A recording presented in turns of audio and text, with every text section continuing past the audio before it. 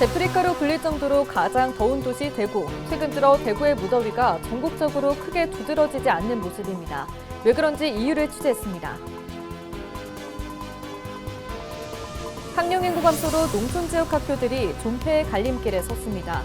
통폐합을 앞둔 학교를 지키기 위해 지역 주민과 동문들이 강하게 반발하고 있습니다. 안동시청 공무원이 등장한 SNS 콘텐츠가 온라인에서 뜨거운 호응을 얻고 있습니다. 영상 속 유쾌한 주인공을 만나봅니다. 경주시와 문경시가 교육부가 주관하는 교육발전특구 시범지역으로 지정됐습니다. 전국 내 특구는 1, 2차 지정 13개 시군과 함께 모두 15개 지자체로 확대됐습니다.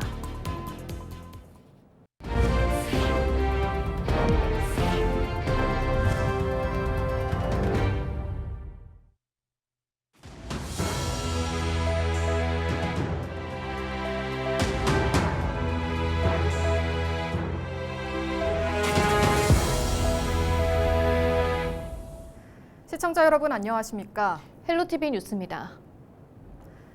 여름철 가장 더운 지역이라고 하면 대구를 떠올리시는 분들이 많을 텐데요. 대구와 아프리카를 합친 데프리카라는 말이 있을 정도입니다. 그런데 최근에는 대구의 무더위가 전국적으로 크게 두드러지지는 않는 모습입니다. 왜 그럴까요? 서희동 기자입니다. 해마다 여름이면 무더운 도시의 대명사로 꼽히는 대구시. 사방이 산으로 둘러싸인 내륙 분지 지형으로 뜨거운 공기가 갇히는 특성이 있습니다. 그런데 실제로 대구가 전국에서 가장 더운 도시일까? 일 최고 기온이 33도가 넘은 폭염을 기준으로 살펴보면 대구의 더위를 엿볼 수 있습니다. 연평년 폭염 일수는 대구가 전국에서 가장 많았고 최근 10년 평균 연간 폭염 일수는 밀양에 이어 대구가 두 번째로 많았습니다.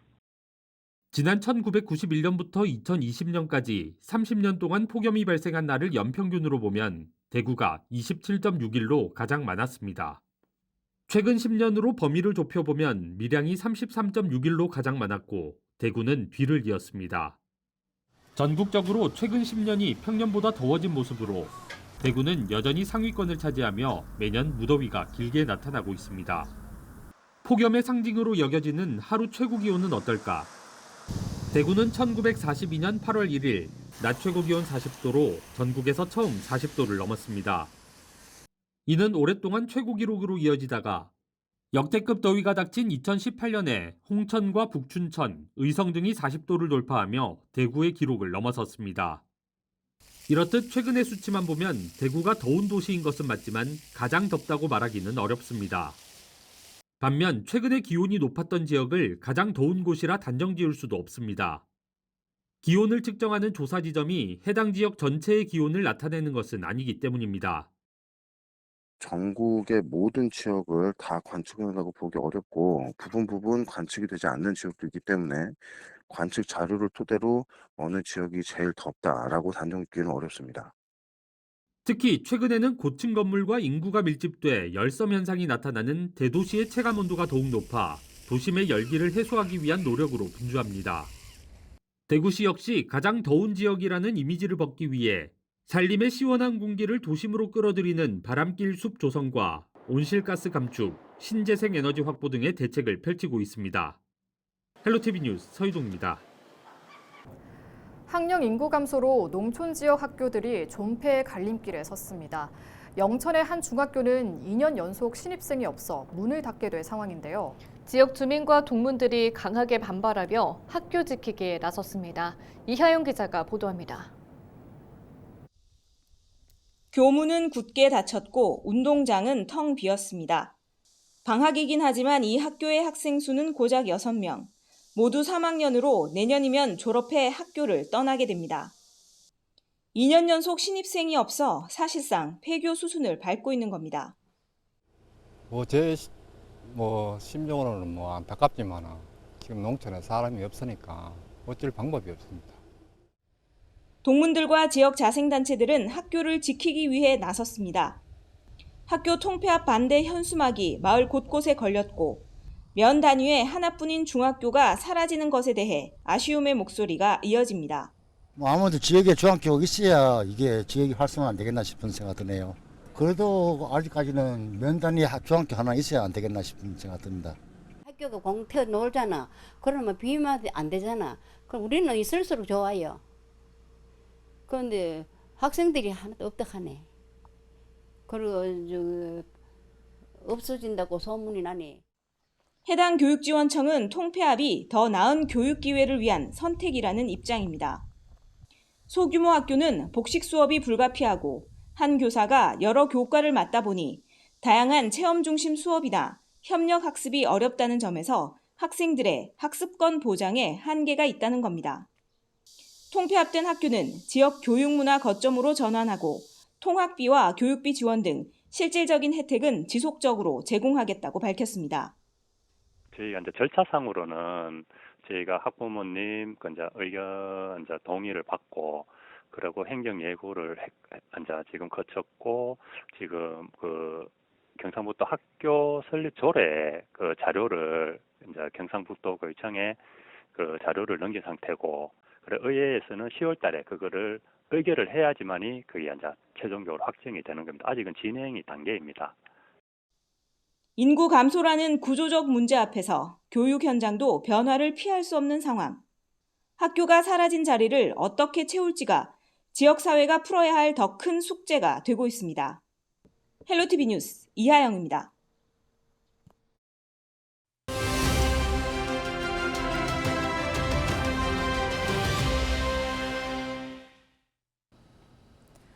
올 여름 그 어느 때보다 무덥게 느껴진다고요. 실제 기온도 그랬습니다.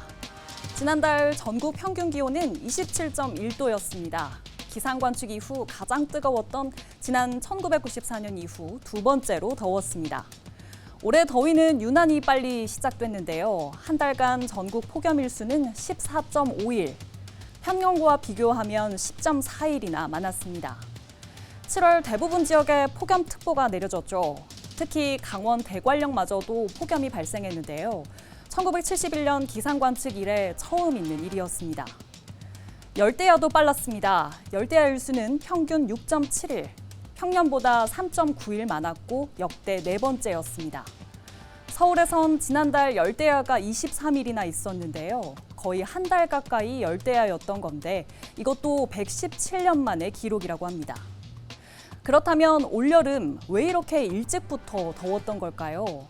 7월 초에는 북태평양 고기압이 세력을 빠르게 확장해 우리나라를 덮었습니다. 전국 평균 기온은 28도를 넘어 역대 최고치였고요. 낮 최고 기온이 40도 이상 오른 곳도 있었습니다. 7월 말에는 티베트 고기압까지 가세했습니다. 한반도를 두꺼운 이불처럼 덮어 열을 가두면서 폭염이 더 기승을 부렸습니다. 반면 7월 중순은 전국에 폭우가 내렸습니다. 띠 모양의 구름대가 한반도를 위아래로 오르내리며 특정 지역에 더 많은 비를 쏟아부었습니다. 단 며칠 만에 충남에 내린 비는 500mm 이상, 1년 강수량의 절반에 가까운 비가 내렸고요. 광주와 전남도 500mm 이상, 경남 산청은 800mm에 가까운 폭우가 쏟아져 시간당 최다 강수량을 기록했습니다. 폭염 뒤에 폭우, 그리고 다시 폭염. 극한 기후시대에 돌입했다는 말이 실감나는 요즘인데요. 이 극단적인 여름 날씨가 올여름 또 어떤 기록을 깰지 모르겠습니다. 지금까지 헬로 브리핑이었습니다.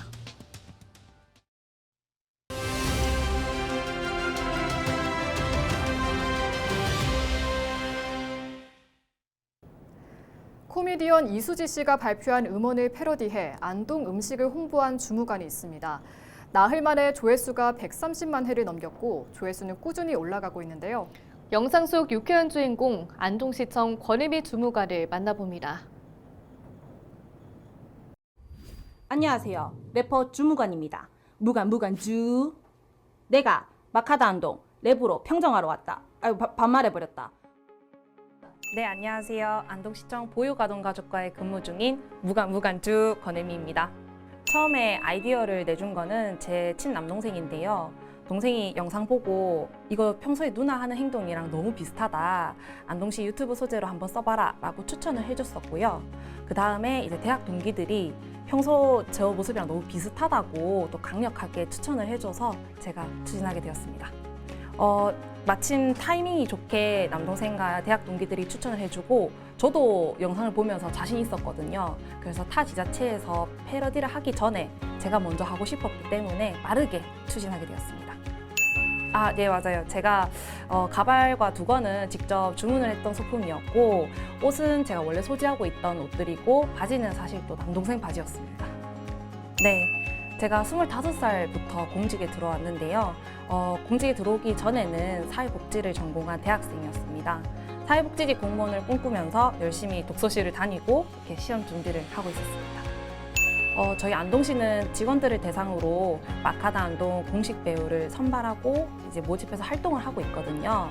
그래서 저는 원래 이런 분야에 관심이 많았기 때문에 자발적으로 지원을 했었고 특히나 이번 영상은 이 정도의 홍보 업무를 맡고 싶어서 제가 직접 기획하게 되었습니다. 현재까지는 뭐 따로 상여금이나 인센티브는 받은 건 없고요. 저희가 보통 촬영을 다른 데 나가게 되면 공무원 규정에 맞게끔 출장비를 받고는 있지만 이번 영상은 청사 내에 있는 스튜디오에서 찍은 거여서 받은 게 일절 없습니다. 저는 희생정신이라고 따로 생각을 하진 않았었고요. 오히려 제가 하고 싶은 분야를 이렇게 영상으로 제 끼를 발산할 수 있어서 영광이었습니다. 저도 그 댓글들 많이 봤었는데요. 공무원분들이 다 이렇진 않고요. 그냥 제가 흥이 많은 사람일 뿐입니다. 맞아요. 제가 이제 기획 의도한 대로 사람들이 봐주시고 궁금해하시니까 안동푸드를 이렇게 널리 알릴 수 있구나 하고 좋았습니다. 저는 선한 영향력이 이 안동시의 긍정적인 효과로 펼쳐질 수 있는 그런 공무원이 되고 싶습니다. 마카다 안동 좋아요, 댓글, 알람 설정까지 부탁드립니다.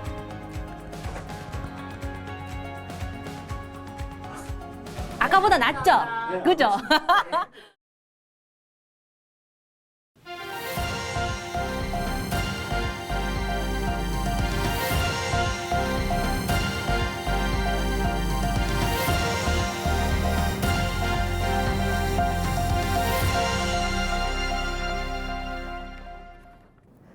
경주시와 문경시가 교육부가 주관하는 교육발전특구 시범지역으로 지정됐습니다. 교육발전특구는 지자체와 교육청, 대학, 기업 등이 힘을 합쳐 지역 인재 양성과 정주 등을 종합적으로 지원하는 사업입니다. 특구 시범지역으로 지정된 시구는 교육부에서 매년 30억 원 등 총 120억 원의 재정 지원을 받습니다. 또 교육부 공모사업 가점과 각종 교육 관련 특례를 지원받아 지역 특성에 맞는 공교육 혁신을 추진할 수 있습니다. 이철우 경북도지사가 지난 7일 구윤철 경제부총리를 만나 지역 현안에 대한 국비 지원을 건의했습니다. 주요 내용은 에이펙 정상회의의 성공 개최와 산불 피해 특별법 제정, 대구 경북 신공항 건설 등 경북의 지속 가능한 미래를 위한 4대 핵심 국가 투자 예산 사업의 국비 지원입니다. 이 도지사는 경북의 4대 사업이 새 정부의 핵심 공약이자 대한민국의 미래를 위해 꼭 필요한 국가적 프로젝트라며 기획재정부의 긍정적인 검토와 예산 지원을 당부했습니다. 총리께 내년도 우리 국비 예산 관련 총괄적으로 말씀을 드렸고 여러 가지 현안 중에 가장 힘든 부분이 지금 신공항 같은데 신공항에 대해서는 대구 경북이 협조해서 빠르게 진행을 해야 됩니다. 지난 7일 청송군의회가 영남권 산불 피해 지원 사각지대 해소를 촉구하는 결의문을 발표했습니다.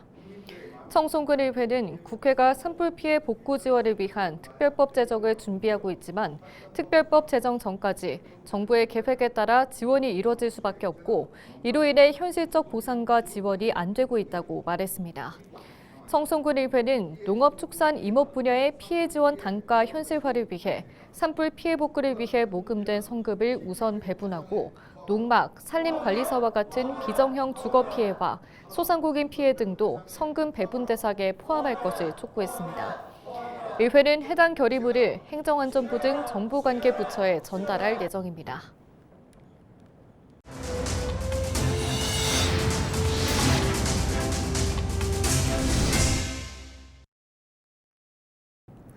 이상으로 뉴스를 마칩니다. 저희는 언제나 지연민 여러분과 함께합니다. 시청해주신 여러분 고맙습니다.